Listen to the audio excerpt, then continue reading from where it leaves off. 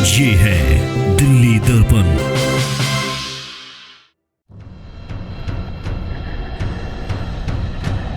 और कोई नुकीली चीज थी पहनेदार, हथियार टाइप का, और उन्होंने मेरे सर पे पीछे से मारा।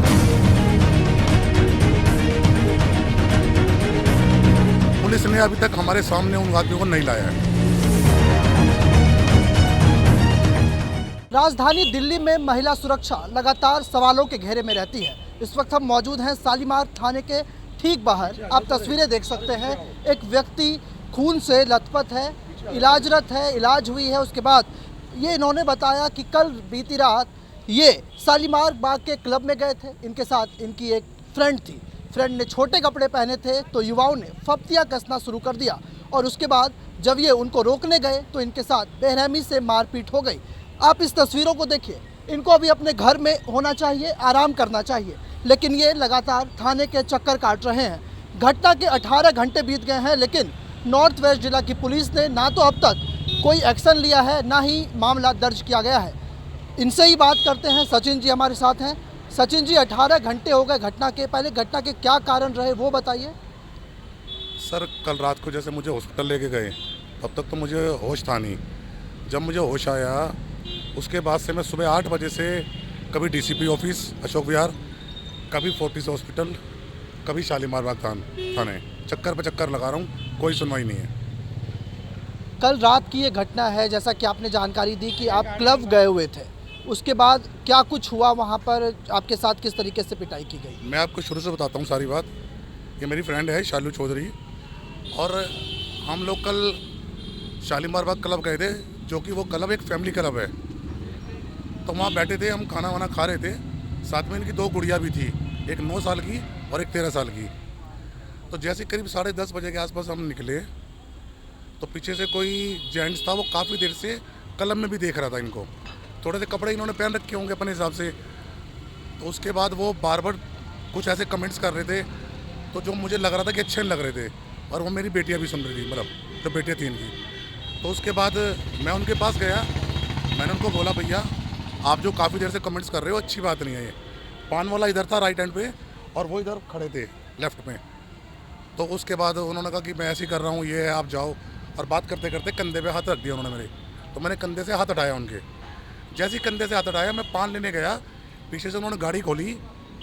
आप ये चीज़ें सब कुछ सीसीटीवी कैमरे में भी आ जाएगी शालीमार बाग के। तो उन्होंने पीछे से गाड़ी से कुछ सामान निकाला, और कोई नुकीली चीज़ थी पहनेदार, हथियार टाइप का, और उन्होंने मेरे सर में पीछे से मारा। एक लगते ही मैं नीचे बैठ गया, और मेरे खून निकलने चालू हो गई, ब्लीडिंग।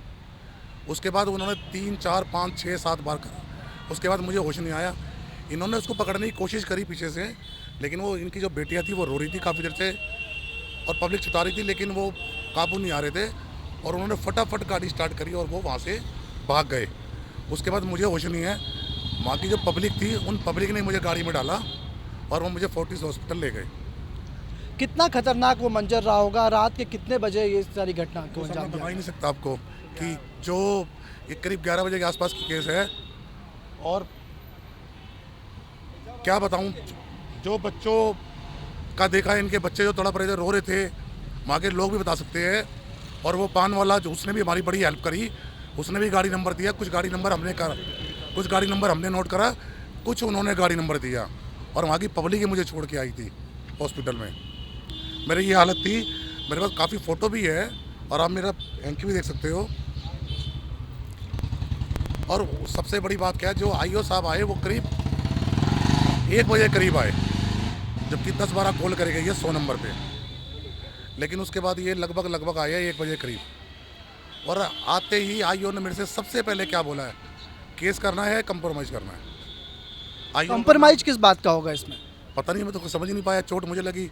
और जो आईओ है उनका नाम है लोकेश करके कुछ है। तो मैंने कहा जी कंप्रोमाइज़ का तो मतलब ही चोट मुझे लगी है। उसके बाद उन्होंने डॉक्टर से बात करी, और 1:30 बजे एमएलसी की कॉपी लेके वो चले गए, रात के करीब 1:30 बजे। 1:30 बजे। जबकि 1:30 बजे तक मेरा कुछ हो ही नहीं था ट्रीटमेंट। मुझे जो टाँके लगे हैं वो करीब 3, साढ़े 3 बजे लगे हैं। और आप एमएलसी देखिए, एमएलसी पे साफ लिखा है कि बिल्कुल, ये देखिए मैं दिखाता हूँ, इसमें लिखा है कि नॉर्मली है। और कहीं भी मेरे सर पे टाँके आए हैं सारे में, वो टाँकों को कहीं भी जिक्र नहीं है। और यानी कि आप ये पूरे देखिए- इलाज करने से पहले ही ये रिपोर्ट हाँ जी, बना हाँ जी। करके सौंप दिया। हाँ जी, और आप एक चीज़ और देखिए, 11:30 बजे इन्होंने मेरी एंट्री कराई है और 1:30 बजे लिखा है कि हमने छुट्टी दे दी, जबकि मैं 4 बजे तक हॉस्पिटल में था। अब आप ये देखिए, करीब 3:30 बजे तो मेरी स्टिचिंग लगनी चालू हुई है और 1:30 बजे वहाँ से आप देख सकते हो सीसीटीवी कैमरे में आइए, और जो साथ में इनके आए थे वो 1:30 पौने 2 बजे निकल गए थे। केस को मजबूत बनाने में कहीं ना कहीं जो मेडिकल डॉक्यूमेंट्स होते हैं वो बहुत बड़ा कारगर हाँ जी। चीज़ होता है। और वो हमारे जो एडवोकेट है वो बार बार उनसे यही कह रहे हैं अभी अंदर कि अगर कंप्रोमाइज़ हो सकता है तो कंप्रोमाइज़ करवा दीजिए, क्योंकि पार्टी जो है थोड़ी ऊंची लेवल की है। उनका फ़ोन आ गया था तो उनको हमारे एडवोकेट को बार बार कह रहे हैं, जबकि मैं सुबह से इतना परेशान हो चुका हूँ। मैं आपको नया FIR, अब बड़ी मुश्किल से वो FIR जो लिखने ही कह रहे हैं उसमें ऐसी धारा लगा रहे हैं 323, 324, जो हाथों हाथ जमानत हो जाएगी उसकी, हाथों हाथ। मैं आपसे कहना चाहूँगा कि अगर ये केस की नहीं सुनवाई करी गई, इसमें मेरे अपने भी जानकार है, सारे हम परिवार वाले भी है, समाज भी है, तो हो सकता है कि ये हम यहाँ प्रदर्शन करें थाने के बाहर।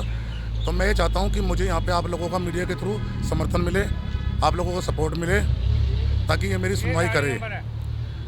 आप सब कुछ देखिए, आप हैरानी देखिए, मैं 4 बजे तक हॉस्पिटल में था और 1:30 बजे इन्होंने मेरे को लिख दिया कि हमने डिस्चार्ज चेकआउट कर दिया। आपने उस वक्त पुलिस को सूचना दी जिस वक्त ये घटना हुई? मोबाइल वैन पुलिस की रहती है। पब्लिक ने, और ये जो हमारी फ्रेंड है सालू जी हमारे साथ है। सालू जी, महिला सुरक्षा को लेकर बहुत बातें होती है। महिलाएं अगर क्लब में जाती है, लड़के फप्तियाँ कस रहे हैं, उनको रोकने के लिए भी यदि कोई व्यक्ति जाता है तो ये हाल कर दिया जाता है। कितनी सुरक्षित है महिलाएं दिल्ली में? हम तो एक फैमिली क्लब में गए थे, कोई ऐसे वैसे क्लब में तो गए नहीं थे कि भाई जहाँ पे गलत लोग रहते हो। फैमिली क्लब था जिसमें हम नॉर्मल बैठ के जा रहे थे, खाना वाना खाया। ऐसी जगह पे भी बदतमीजी हो रही है, और सबसे बड़ी बात, एक आदमी को इतनी बुरी तरह पीटा जा रहा है और उसको बचाने के लिए कोई आ नहीं रहा। मेरी बेटी भी भाग रही है, बचाओ बचाओ बचाओ, लेकिन कोई मदद के लिए नहीं आया। इनकी इतनी बुरी हालत हो गई।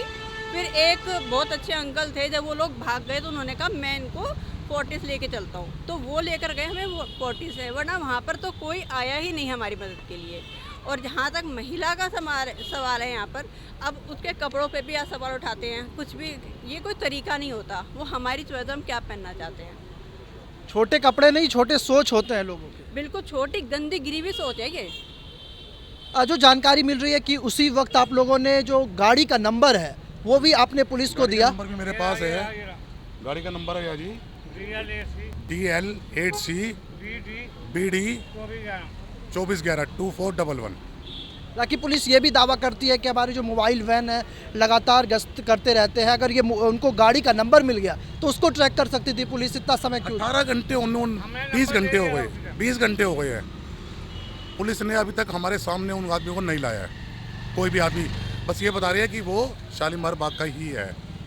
और IO साहब, SHO साहब से बात कर रहे हैं कि मैं फंस गया इस केस में, मैं क्या करूं। यानी कि सीधी सीधी बात है कि ये मिली भगत इनकी हो चुकी है। और इसमें कहीं ना कहीं फोर्टिस हॉस्पिटल का जो डॉक्टर है जिसने मेरा MLC करी है, क्या नाम है बेटा मोनू, इसमें नाम है ना डॉक्टर का जिसने MLC करी है, इसमें डॉक्टर का नाम भी मैं आपको बता देता हूँ, क्योंकि IO साहब ने उससे 1:30 बजे ही MLC बनवा के ले ली, जबकि 1:30 बजे तक तो मेरा कुछ हुआ ही नहीं था। कि आनंद उनको बचाया क्यों जा रहा है, उनको क्यों छुपाया जा रहा है?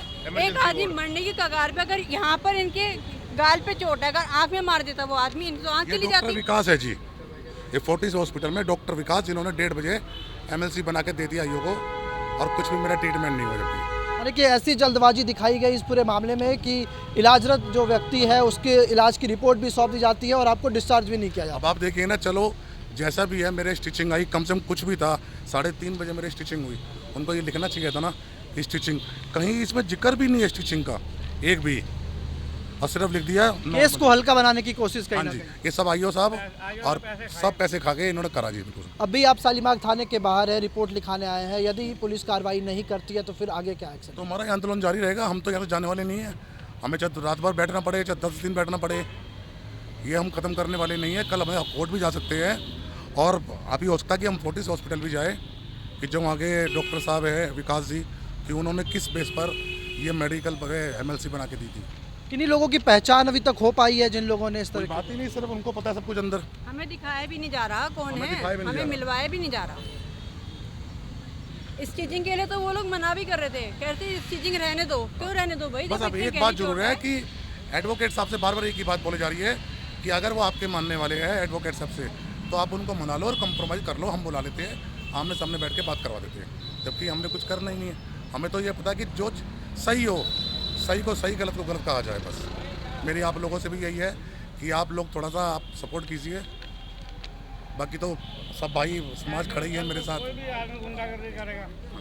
साफ तौर पर जब बीती रात दिल्ली सो रही थी तो कहीं ना कहीं दरिंदगी की एक ऐसी वारदात को अंजाम दिया गया जहां एक महिला अपने दोस्त के साथ क्लब जाती है और उसके छोटे कपड़ों पर जब फप्तिया कसा जाता है तो उनके ऊपर मारपीट की घटना को अंजाम दिया जाता है। 18 घंटे बीत चुके हैं, ना तो दिल्ली पुलिस ने अब तक इस पूरे मामले पर FIR लॉन्च किया है, ना ही उन अपराधियों को दिल्ली पुलिस अभी तक पकड़ सकी है। ऐसे में एक बार फिर से महिला सुरक्षा की बात कहने वाली दिल्ली और केंद्र सरकार के ऊपर कहीं ना कहीं सवाल या निशान तो जरूर खड़े हो रहे हैं। कैमरा ऋतिक के साथ बॉबी मिश्रा, दिल्ली दर्पण TV।